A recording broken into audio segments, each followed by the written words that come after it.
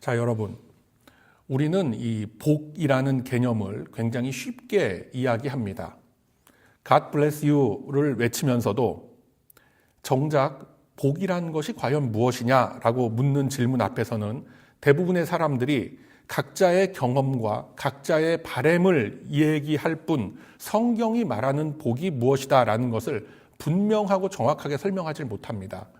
누군가는 이 건강을 복이라라고 말하고, 누군가는 살아가는 경제적인 상황과 형편의 여유 이런 것을 복이라라고 이야기를 하고, 또 누군가는 가정이 화목하고 자녀들이 잘 되는 것을 복이라라고 이야기를 하기도 합니다.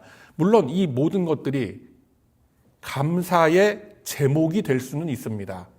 그러나 성경이 말하는 복은 우리가 바라는 것 같은 결과를 얘기하고 있지 않습니다. 성경에서 복은 무엇을 더 얻었다, 덜 얻었다, 더 얻었다 이 문제가 아니라 어디에 서 있는가, 누구 앞에 서 있는가, 누구와 함께 인생을 동행하고 있는가의 문제라는 거예요. 즉, 성경이 말하는 복은 결과가 아니라 상태이며 선언인 것입니다. 신약 성경에서 복이 있다라고 번역된 말은 헬라어로 마카리오스 이렇게 표현을 합니다. 이 단어는 행복하다라는 감정의 표현이 아니라 하나님의 돌보심 아래에 놓여 있다라는 객관적 상태를 선언하고 있는 그런 어휘입니다.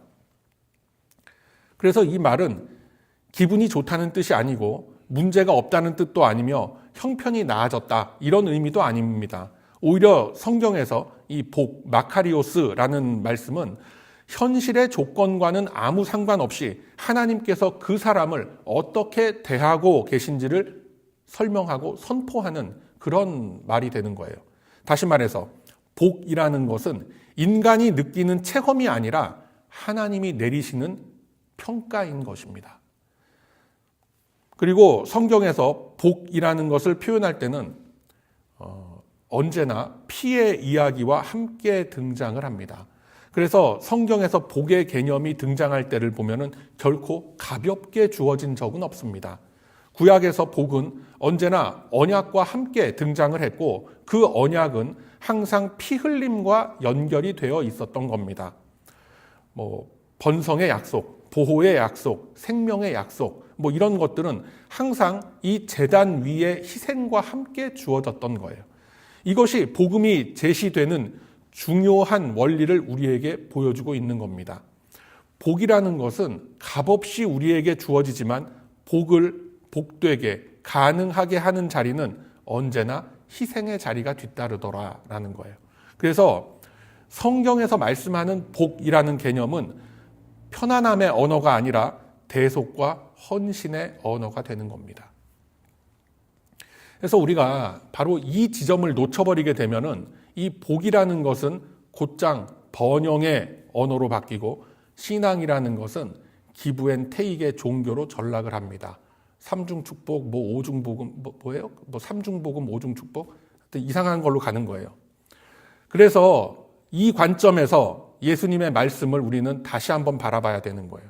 예수님은 산상수훈을 시작하시면서 복이 있나니 라고 말씀을 하십니다. 그런데 그 대상이 누구예요? 복이 있다라고 선언하신 그 대상이 누군가? 가난한 자, 애통하는 자, 온유한 자, 의에 줄이고 목마른 자, 박해를 받는 자들입니다.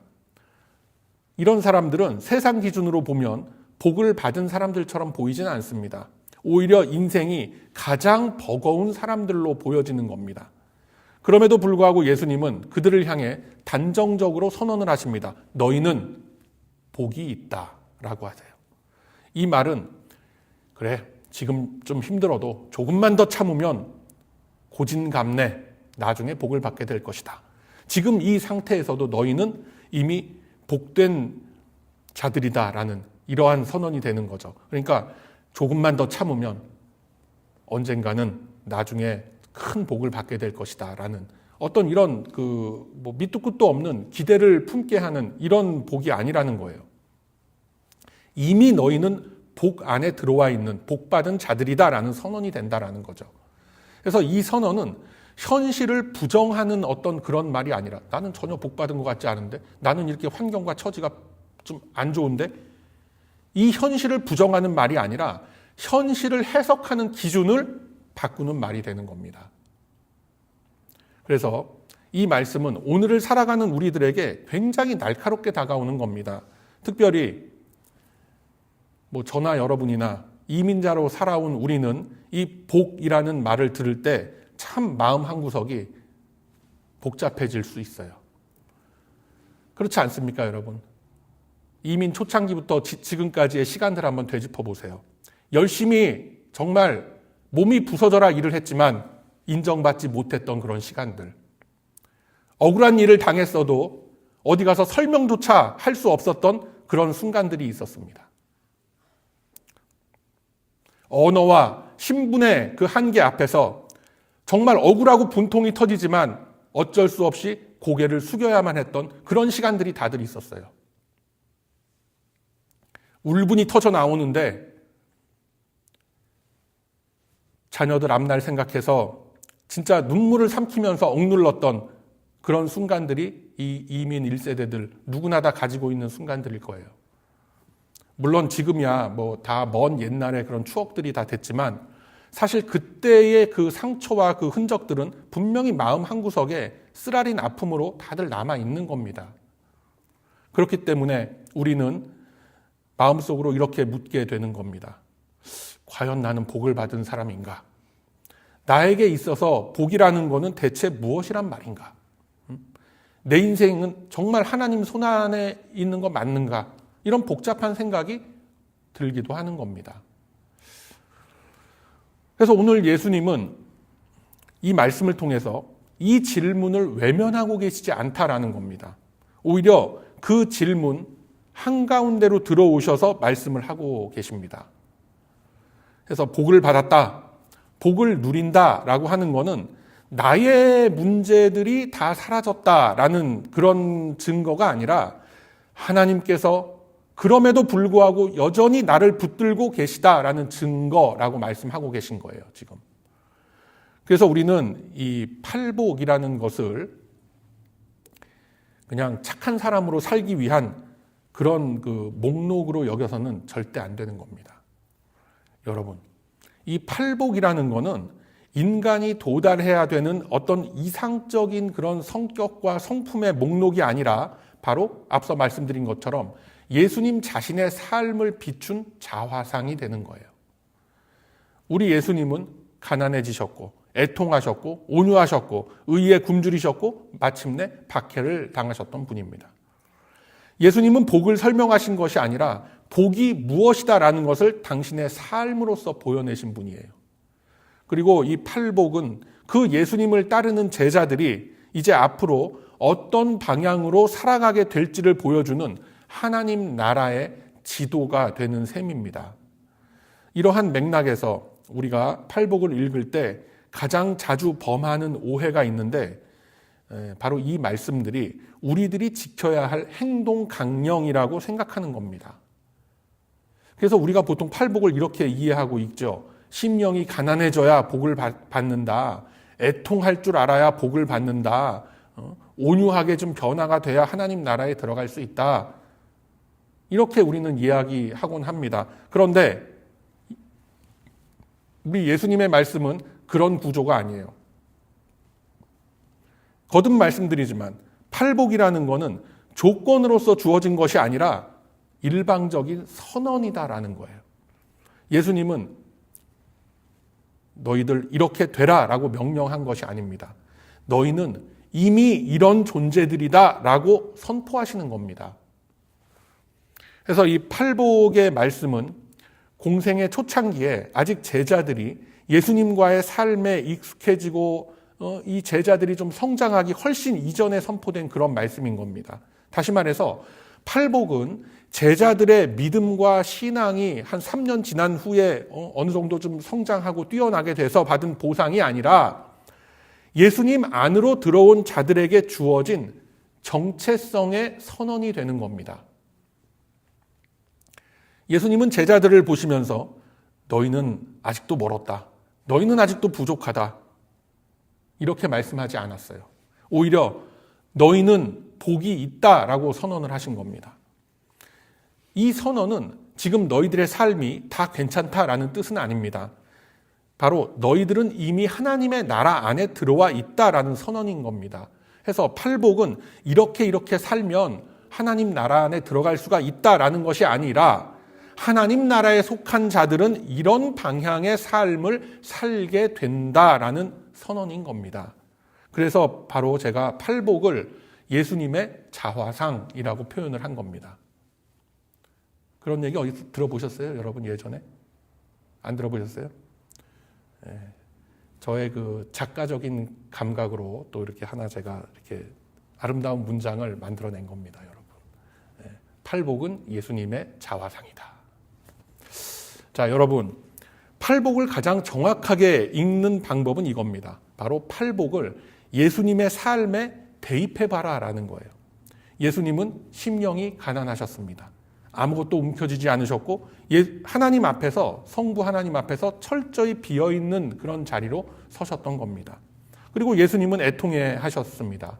예루살렘을 보시면서 우셨고 세상의 죄와 이 깨어진 인간들의 모습을 보면서 눈물을 흘리셨습니다. 그리고 예수님은 온유하셨죠. 힘이 없어서가 아니라 자신의 힘을 내려놓았기 때문에 온유해질 수 있으셨던 거예요. 예수님은 의에 줄이고 목마르셨습니다. 하나님의 뜻이 이루어지기 전까지 한순간도 그 육의 것들 앞에 안주한 적이 없는 분이 우리 예수님입니다. 뿐만 아니라 예수님은 박해를 당하셨습니다. 그러나 우리 예수님이 감당하신 그 박해 속에서 하나님의 나라가 비로소 열렸음을 우리는 기억합니다. 그래서 이 팔복이라는 것은 예수님이 어떤 분이신지를 보여주는 자화상이며 동시에 그 예수님 안에 들어온 제자들이 이제 앞으로 어떤 방향으로 그 인생과 그 삶이 빚어질지를 보여주는 그러한 약속이 되는 겁니다. 그래서 이 지점에서 팔복이라는 것은 전혀 다른 얼굴로 우리에게 다가오는 거예요. 그래서 팔복이라는 것은 잘 살아야, 내가 선량하고 착하게 잘 살아야 받는 상이 아니라 이미 무너지고 깨지고 상처 입은 자들에게 주어지는 우리 하나님의 위로가 되는 겁니다. 내가 가난해서 눈물 흘려서 내가 억울함을 당해서 침묵했어야만 했기 때문에 복이 있는 것은 아닙니다.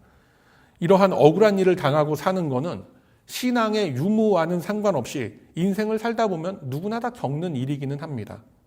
그러나 주님이 말씀하신 그 팔복은 그러한 인생 속에서 구별된 부르심을 입은 당신의 백성들이 누리고 있는 하나님 나라의 영광을 의미하고 있는 겁니다. 우리가 살고 있는 이 삶의 현장 속에까지 내려오신 예수님 속에 우리가 있기 때문에 우리가 복이 있다라고 하는 거예요. 그래서 팔복은 강한 자를 부르는 말씀이 아니라 이미 이 세상 속에서는 다 무너지고 오직 예수님만을 나의 구세주요 주인으로 삼은 자를 일으켜 세우시는 그러한 말씀인 줄로 믿으시기를 바랍니다. 아무도 안 믿으시는 거예요? 네? 그래서 이 신앙이 없는 자들도 팔복의 말씀을 들으면 좋은 말씀이구나 라고 끄떡끄떡 생각은 하지만 그때뿐인 거예요. 불신자들의 영혼 속에서는 이 말씀의 능력이 일어나질 않는 거예요. 그렇다면 이런 질문이 이제 떠오르게 되죠. 아니 이러한 복들을 우리가 다 이미 받았다면 지금 현실을 살아가는 내 삶은 뭐가 달라지고 있는가? 좋은 말씀인 건 알겠는데 내 삶은 뭐가 변하고 있단 말인가? 자, 여러분, 여기서 중요한 거는 이미 주어진 그 하나님의 복과 그 큰 은혜가 나의 삶 속에 딱 스며들도록 주님께 내 곁을 내어드려야 하는 거예요. 근데 그러질 않아요, 많은 사람들이. 그러니까 이런 비유를 많이들 하고 하는 걸로 아는데 내 인생의 그 운전대를 내 인생의 결정권을, 삶의 결정권과 모든 선택을 주님께 내어드리는 겁니다. 내 생각과 나의 바람 같아서는 이렇게 쭉 가고 있는 길에서 분명히 직진 같은데 주님은 스탑이라고 하시는 거예요. 또 그래서 지나가고 있는데 딱 마주치는 사거리에서 내 생각으로는 분명히 랩턴 같은데 하나님은 말씀을 받더니 라이턴이라고 하시는 거예요. 대부분 어떻게 합니까? 나중에 돌아갈 테니까 유턴할 테니까 가만히 계세요. 좀 가만히 계시고 난 알아서 랩턴 할게요. 우리는 이렇게 가죠. 주님이 인도하심에 따라서 여러분 절대적으로 순종하는 그 인생, 그것이 바로 이미 팔복의 은혜를 입은 우리 성도의 정상적인 모습인 겁니다. 그래서 이제 새로운 시각으로 이 말씀을 우리가 보게 되면은 3절 말씀에 본문 3절에 심령이 가난하다라는 것은 더 이상 내 자신을 나의 주인으로 나의 구원자로 내세우지 않는 겁니다. 이제까지 내 인생을 붙들고 있었던 나의 힘, 나의 계산, 나의 컨트롤, 내가 이렇게 통제했던 모든 것들 다 내려놓는 거예요. 즉 나에게는 그 어떤 구원의 자격조차도 없음을 알고 주님의 개입과 주님의 도우심을 갈망하는 것, 내 안에 그 어떤 선한 가능성도 없음을 깨닫고 그저 빈손 들고 주님 앞에 나와 십자가를 붙드는 그 심령의 모습, 그 모습이 바로 심령이 가난한 자의 모습이다라는 거예요. 그래서 애통한다라는 거는 하나님 앞에서 죄로 인한 회개의 눈물을 흘리며 통곡하는 것을 의미하죠. 특히 이 공동체의, 교회 공동체는 물론이고 우리가 살아가고 있는 이 땅 공동체의 죄악과 연약함에 대해서 비통한 마음으로 탄식할 줄 아는 심령을 의미하는 거예요. 비록 나와는 직접적인 관련이 없는 것 같지만 이미 이 공동체에, 그리고 우리가 살아가는 이 사회 속에 하나님의 영광이 가리워진 그런 모습들을 보면서 마치 나의 큰 죄악처럼 회개하며 무릎을 꿇을 수 있는 자, 그것을 보고 애통하는 자라고 하는 거예요. 에스겔 9장 4절에 이런 말씀이 있습니다. 제가 봅니다. 에스겔 9장 4절. 너는 예루살렘 성읍 중에 순행하여 그 가운데에서 행하는 모든 가증한 일로 말미암아 탄식하며 우는 자의 이마에 표를 그리라 라고 하셨습니다. 그리고 이어지는 말씀을 보면, 그러니까 애통해하면서 우는 자의 그 이마에 표를 그려라 라고 했는데 그 이어지는 말씀 보면, 자 이제 그 성읍을 치되 늙은 자, 젊은 자, 처녀, 어린이, 여자 다 죽이되 이마에 표가 있는 자에게는 가까이 가지 말아라 라고 하시는 거예요. 죄악된 일들을 보면서 그것이 얼마나 주님의 뜻에 어긋나는 일인지를 분명히 보고 그 일들이 마치 자신의 죄악인 것처럼 비통해할 줄 아는 자, 특히 이 땅에 최근에 벌어지고 있는 이 숱한 비극들을 보면서 우리들의 무능함과 우리들의 무익함을 주님께 아뢰며 탄식의 눈물을 흘릴 줄 아는 자, 이러한 자가 애통하는 자입니다. 내가 자초한 어떤 잘못으로 인해서 고난받으면서 울고짜고 하면서 주님 어떻게 나한테 이러실 수가 있습니까? 그거 애통한 거 아니에요. 그건 죄값을 치르는 거예요, 그냥. 그리고 본문 5절의 말씀에 보면은 온유하다라는 거는 그냥 부딪히기가 싫어서 뭐 좋을 대로 하세요. 그렇게 피해버리는 거. 그게 온유한 게 아닙니다, 여러분. 그거는 그냥 회피죠. 사람이 화낼 줄 모르고 허허실실한 것이 그게 온유한 게 아닙니다, 여러분. 온유함에 대한 성경의 근거를 찾으면 이렇습니다. 뭐 찾을 수 있는 분들 한번 찾아보세요. 어차피 나중에 찾게 되니까 지금 찾으세요. 자, 시편 37편. 구약성경 828쪽, 구약성경 828에 있습니다. 빨리빨리 피라고 그래서 828쪽에다 이렇게 한 것 같아요. 제가 봤을 때는. 네. 자, 구약성경 828쪽, 시편 37편, 7절의 말씀을 제가 봅니다. 여호와 앞에 잠잠하고 참고 기다리라. 자기 길이 형통하며 악한 꾀를 이루는 자 때문에 불평하지 말지어다. 이렇게 돼 있습니다. 그럼 여러분 덮지 마세요. 계속 봐야 돼요. 인생을 살아가다 보면은 분명히 겪게 되는 불공평하다고 느껴지는 일, 억울하다고 느껴서 분통이 터지고 분노가 일어나는 일들이 많이 있습니다. 특히나 내가 신앙을 가짐으로 인해서, 내가 예수 믿는 사람으로 이 세상을 살면서 내가 겪게 되는 이유를 알 수 없는 괴로움이 있고 고통들이 분명히 우리를 따르게 되는 거예요. 다 아시잖아요. 인생 살아봐서. 신앙을 가졌다고 해서 모든 일들이 다 인생의 모든 일들 만사형통으로 그렇게 흘러가지 않습니다, 여러분. 그러나 성경은 이러한 상황을 놓고 분명히 이렇게 말씀합니다.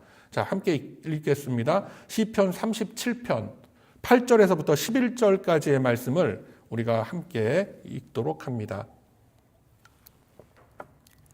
자, 시작. 분을 그치고 노를 버리며 불평하지 말라.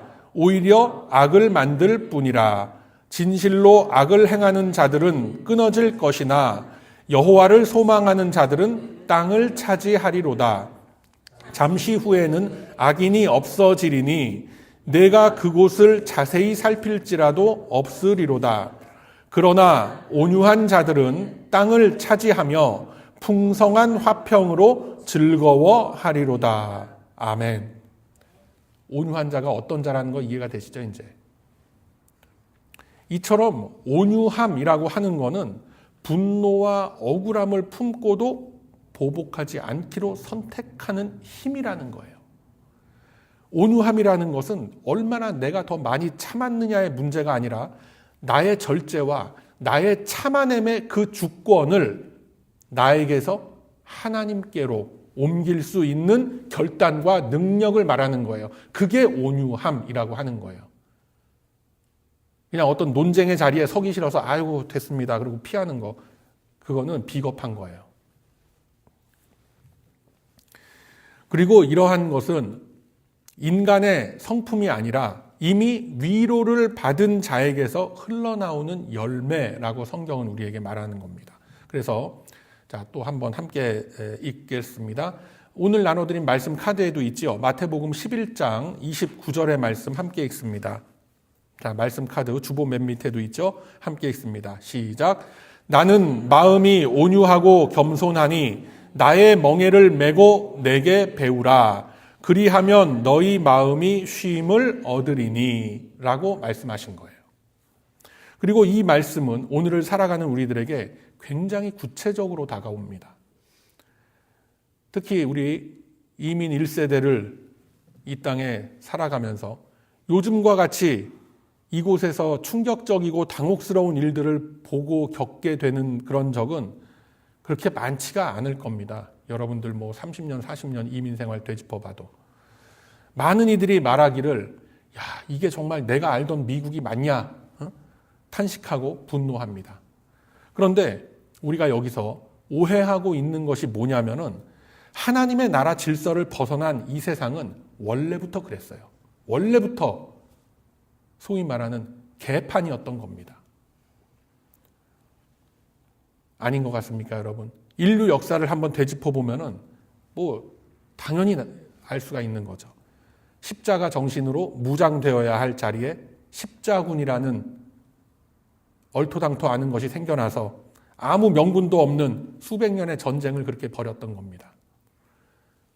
세계대전, 제1차 세계대전 역시 굉장히 그 지엽적인 사건이 같은 신앙의 고백을 하던 그 각국의 병사들끼리 서로 총을 겨누게 만드는 인류사의 비극으로 커지게끔 그렇게 만들었던 거예요.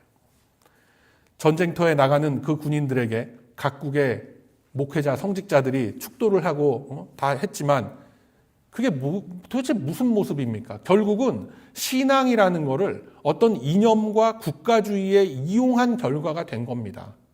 그러한 모습들이 지금 우리가 살고 있는 이 시대에도 고스란히 보여지고 있는 거예요. 뭐 거창하게 세계 역사를 들추지 않더라도 우리가 한번 지나온 삶을 돌이켜 보시기를 바랍니다. 우리는 특히 이민 1세대들 너무 많은 것을 우리는 속으로 삼켜오고 억눌러 왔습니다. 말하고 싶어도 말할 수 없었고 설명하고 싶어도 설명할 방법을 몰랐습니다.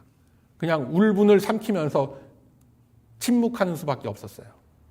그러나 우리 예수님은 그 침묵의 자리에서 우리에게 말씀하시는 겁니다. 너희는 이미 복이 있다라고 하시는 거예요. 이 말씀은 우리들이 겪고 있는 객관적인 현실의 문제가 사라질 것이다 라는 그 약속이 아니라 여전히 동일한 문제 속에서도 너희는 하나님의 그 손으로부터 버려지지 않았다라는 선언인 줄로 믿으시기를 바랍니다. 여러분, 하나님 나라는 편안한 자리에서만 그렇게 임하지 않습니다. 오히려 가장 낮은 자리에서 가장 선명하게 이 자리가 하나님의 나라였구나 드러나는 거예요. 그래서 사랑하는 우리 배단위 가족 여러분, 오늘 이 본문의 말씀은 우리에게 무엇을 더 해라, 더 이런 것을 하라라고 요구하는 것이 아닙니다.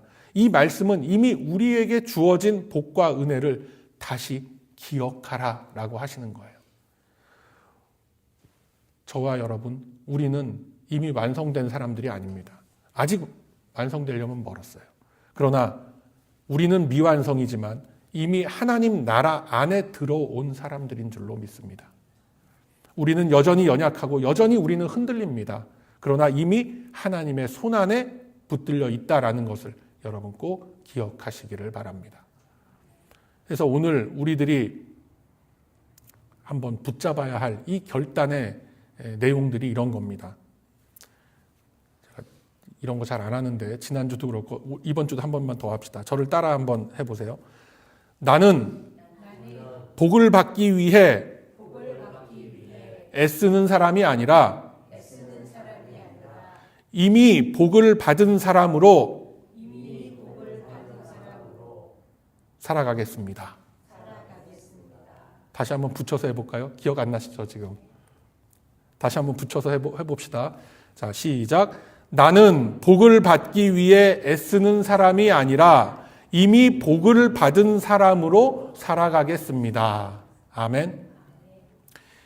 이 고백이 하루하루의 일상을 붙들고 우리의 침묵을 위로하며 우리의 울분과 우리가 흘렸던 그리고 흘리고 있는 이 눈물을 헛되지 않게 할 겁니다. 그리고 그 길 끝에서 우리는 알게 될 겁니다. 예수님이 말씀하신 이 팔복은 우리가 도달해야 할 이상적인 그 자리가 아니라 예수님 안에서 이미 시작된 하나님 나라의 현실이라는 것을 우리는 분명히 알 수 있게 될 겁니다. 그래서 이제 우리의 새로운 결단과 이 다짐이라는 것은 더 이상 세상의 기준으로서 나를 평가하지 않겠다라는 것입니다. 성공과 실패의 잣대로 내 인생을 재단하지 않겠다라는 겁니다. 우리는 성공을 향해서 달려가는 사람들이 아니라 우리는 승리를 위해서, 말씀 안에서 승리함을 위해서 달려가는 사람입니다. 이미 복을 받은 사람으로서 이 길을 끝까지 걸어가겠습니다. 라는 거예요. 심령이 가난한 자리에서도 하나님을 놓지 않고 눈물의 자리에서도 하나님의 결정을 신뢰하고 설령 내가 손해보는 자리에서도 그리스도의 그 의의를 나는 포기하지 않겠습니다. 라는 것이 저와 여러분의 고백이 되기를 바랍니다. 이것이 우리의 자랑이며 이것이 바로 우리의 방향이라는 거예요. 그리고 이것이 하나님 나라 백성들, 우리 배단위 가족들이 서야 할 길임을 저는 믿습니다. 그리고 이 길 끝에서 우리가 잃은 것보다 이미 얻은 것이 훨씬 컸었다라는 사실을 언젠가 우리는 깨닫게 될 겁니다. 그래서 이미 복을 받은 사람답게 주어진 이 모든 인생의 시간 속에서 그리스도의 길 위에 굳게 서 있는 우리 모두가 다 되시기를 소망합니다. 그러함으로 이제는 이미 받은 증거 위에 서서 영원한 기업이 되시고 복이 되시는 그리스도만을 따라 제자됨의 이 길 위에 서서 저와 여러분에게 주어진 이 인생길 함께 걸어가는 우리 모두의 값어치 있는 이 인생 여정이 다 되시길 이 아침에 주님의 이름으로 축원드립니다. 아멘.